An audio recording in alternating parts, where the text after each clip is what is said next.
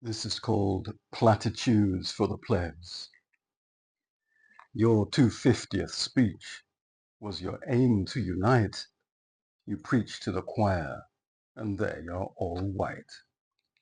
Bring the nation together could have been a good theme. Instead, you prop up your sickly regime. We're the bravest and best. Is that all you've got? No invasion of facts perverts your Camelot. Victory or death, live free or die. In your klepto-Trump world, where do those things apply? Rambling nonsense exhorts the feeble and weak.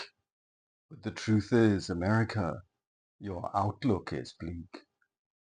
Trump says it's great and better's to come. They'll swallow this shit, 'cause they're all really dumb. Platitudes for the plebs. That's my rule of thumb. Fight the red menace, commies and their crimes. You take the people for fools one too many times. The truth, Donny boy, as no doubt you can see, it's not getting better, no matter what you decree. But that's the whole point of your pointless reign, not to help poor Americans cope with the strain, but accrue and accrete all the wealth that you can.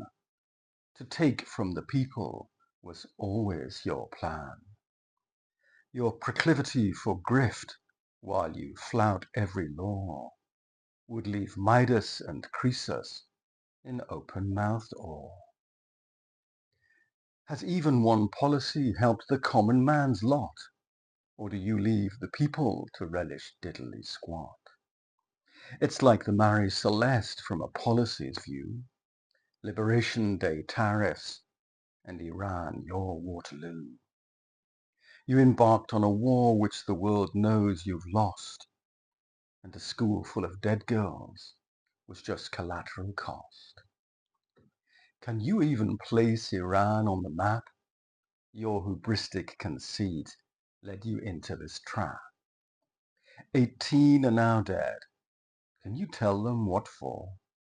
You dodged Vietnam, but you want to taste war?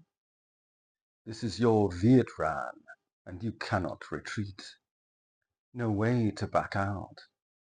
Is it time to blame Pete? The Trumptanic set sail back in 2016. Who thought this voyage would turn out so obscene? This Republican ship, quasi-captained by Trump. Who's crewing this thing? Who's fixing to jump? There's an iceberg ahead, Captain. What's your advice? Stop and carve out my face, like a Rushmore in ice. And your face on the dollar. Are you really that needy? Who doesn't now think that is laughably seedy? That should have been a gift that the people bestowed, not something dictated because you think you're owed. There are laws against looting, but why should you care? Where's the right of redress? Was it voter beware? If bought goods are faulty, they go back or you sue. When your regime is fascist, what on earth do you do? You had 21 days, but you've lost your receipt. How dare you complain? How dare you bleat? You're not part of our folk, white America's elite. The Voting Rights Act lies dead where it fell. Roberts waited for years to sound its death knell. The feeling it's terminal is hard to dispel. Katani Brown Jackson said we must needs disagree. Are you blind or malevolent that you can't or won't see? What the Crow states want most, is it to secede? They redrew those boundaries with unseemly speed. We respect all minorities, so your rights aren't eroded. We don't want you to think yours are being corroded. And we want you to know you still have a vote. The It might not be meaningful, but we'll always take note. Rosa, Claudette, and Irene, they caused such a fuss. We made you a space at the back of the bus. Not to sit there is rude and, well, plainly wrong. But you say you don't think that is where you belong. Here's your chance to express what is worrying you. Alas, inequality is outside our purview. Black Americans know it was a long, bloody fight, and still you're not equal. How can that be right? When justice comes knocking, where will King Donald hide? Will your wealth help offset when those two worlds collide? When the law comes a-calling, as you know it will Jack Smith examine the Trumpian dunghill? The slush fund protection thrown out by a court. Pity Cannon wasn't judge to get the law to contort. They will come for your sons, Kusai and Uday. Will the boys claim they're blameless? Daddy led us astray. A more venal first family would be hard to portray. They could flee to Qatar to live in luxury and sand. It's the size of Connecticut, but alas, twice as bland. If there's not much to do, at least you won't freeze. But be certain to wear your shorts past your knees. What a big noise you'll make in the smallest of pools, surrounded by sycophants, arse-lickers, and fools. The White House is now just a palace of tat, a slot machine venue for a sick autocrat. Its carpeted hallways, once the stuff of West Wing, now clodhop to dimwits and one who'd be king. The sound's not diplomacy, nor governmental mainspring, nor his cabinet of fools on a single nose ring, nor the arm candy blonde clad in just a G-string. What you hear is a cash till, and the sound is ka-ching. The White House exuded totemic respect. The dignity of its standing has been totally wrecked. Scarred by the bulldozers on the whim of a fool, a man absent morals who thinks he's born to rule. Not quite Robert Bolt's a man for all seasons, his corrupt alter ego, a man for all treasons. Not a man who is principled, virtuous to his core, but a snake oil salesman most Americans abhor. America's mistake means you will pay hard. 4 years of King Donald will leave all of you scarred. What would JFK make of Trump's consummate greed? Fraud, theft, and lies form your personal creed. JFK tackled poverty, disease, tyranny, and war. But for you, it's your cut, whether front or back door.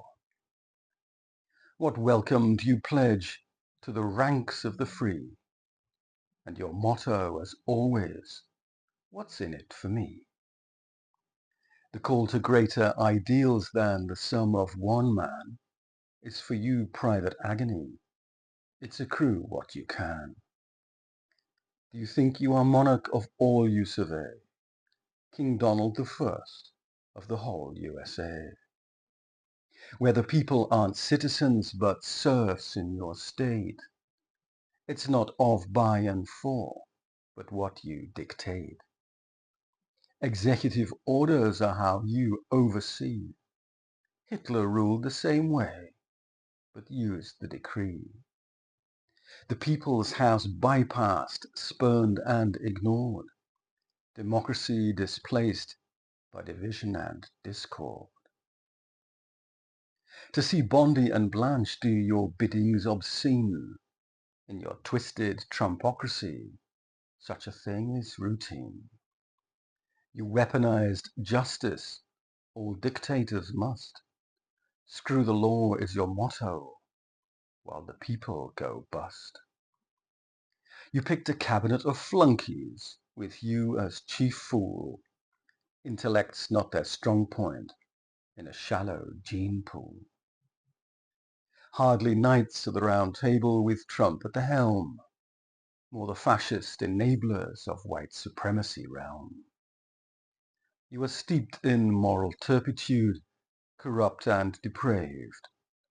Would you like a plantation with the people enslaved? Republicans know it's only power that matters. Who cares if King Donald leaves the country in tatters? The Constitution is twisted to bend to your will. Gratis Miller and Blanche, it's not without skill. Who now doesn't think you are mentally ill? But thanks to some judges, your task is uphill. This group of defenders has not yet been flawed. One you notably failed to put to the sword. It's the bravery of judges who refuse to be cowed, who will not bend the knee to Trump's corrupt crowd. When historians write of how close Trump came to a fascist America and who was to blame, it is judges who are forced to face his minions down, facing bombast and lies from the king with no crown. American democracy, or its pitiful remains, wasn't built to withstand all Trump's false arraigns. Trump 2016 was undermined from within, the madness of King Donald and his snake oil grin. Men and women of substance sought to nobble Trump's win. Their ethics and morals wouldn't let them concede, surrendering to your grift, your capacity for greed. In 2024, you were wise to that act. Those with morals and brains were summarily sacked. The principled wise were purged and exchanged for weaklings and dimwits, the sycophants and deranged. Men and women of paltry and shallow repute, whose declamatory politics can't be hard to refute. It's here that the racists and whack jobs take root, and with Roberts's SCOTUS, it can feel absolute. How did this man, who is not very bright, rise to dominate twice America's right? Twice soil the office that is your head of state, and fill America's cup with poison and hate. Allowing supremacists, the racists and scum, to preach from their shitholes as your values succumb. What did you stand for? It once seemed so clear. What did you stand for? What did you hold dear? US values perverted, suppressed and reviled, like revoking the citizenry of a newly born child. Trump's hubris is boundless, or so it would seem. Your face on a dollar, your American dream. You are like Mussolini, peacocking about, while sycophants cheer the tosh that you spout.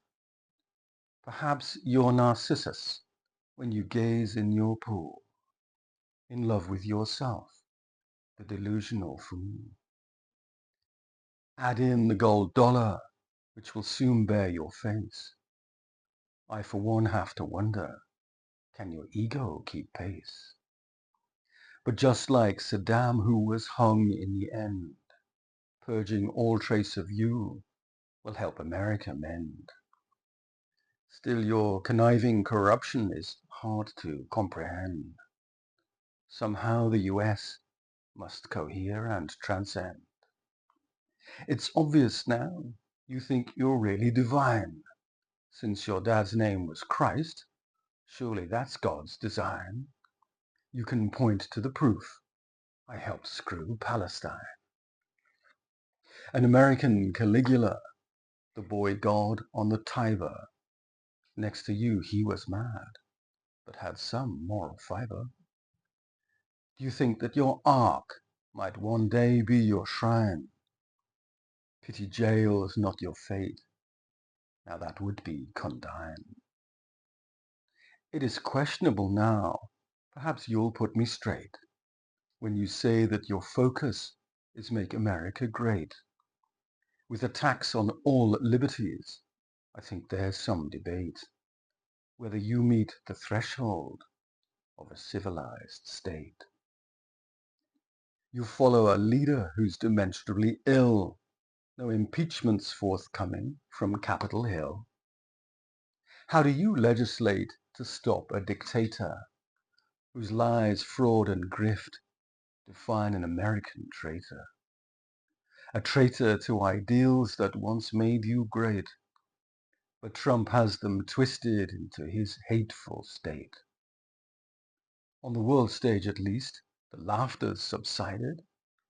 It's replaced now with sorrow at a US so divided.